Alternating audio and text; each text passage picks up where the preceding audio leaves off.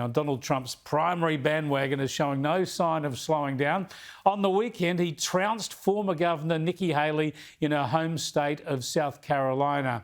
Haley continues to battle it out against Trump, who secured 60% of the vote in that state. Other Republican candidates have left the race, but Haley won't quit for now. Let's go to the US commentator Kristin Tate. Yes, Chris. Well, losing in your home state is bad enough, but losing in your home state by 20 points, that is just really bad. And then losing in your home state by 20 points after losing every other state in the primary before your home state, it's just so embarrassing. Nobody knows why she is still in this race, Nikki Haley. But I do have a few theories. I think she might just be sticking around in case, God forbid, Donald Trump somehow becomes disqualified to run or gets taken down by his legal woes. But Chris, all of these legal problems just seem to make Trump stronger. They don't seem to be slowing him down at all.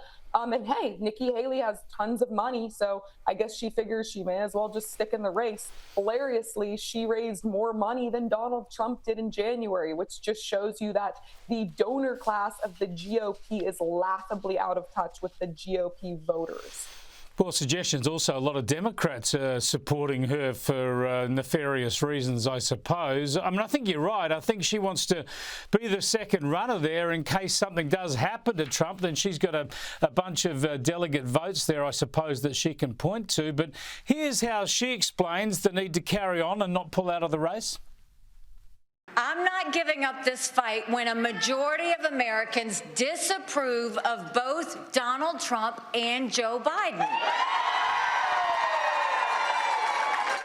She does have a point, doesn't she? Despite Trump's popularity with some sectors of the Republican Party and a lot of people still hanging in there behind Joe Biden, they both have a lot of antagonists right across the country. Well, she certainly would not be the person to, be Miss Popular compared to Donald Trump and Joe Biden. I have yet to realize who the constituency for Nikki Haley is, Chris. I know a lot of Republicans, and I don't know any who are excited about Nikki Haley. The few people I come across who like Nikki Haley are just Democrats, and they wouldn't vote for her. They just say things like, Nikki Haley's doing a good thing by challenging Trump.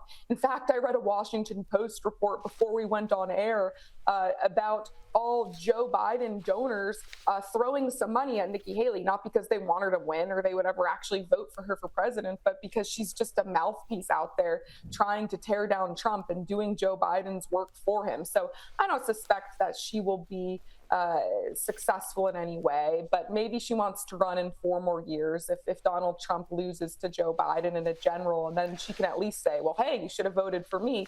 But even then, I mean, the GOP has just changed so much that the base at this point is really not where she is. She represents the Republican Party maybe 10, 20 years ago, not the populist right of today.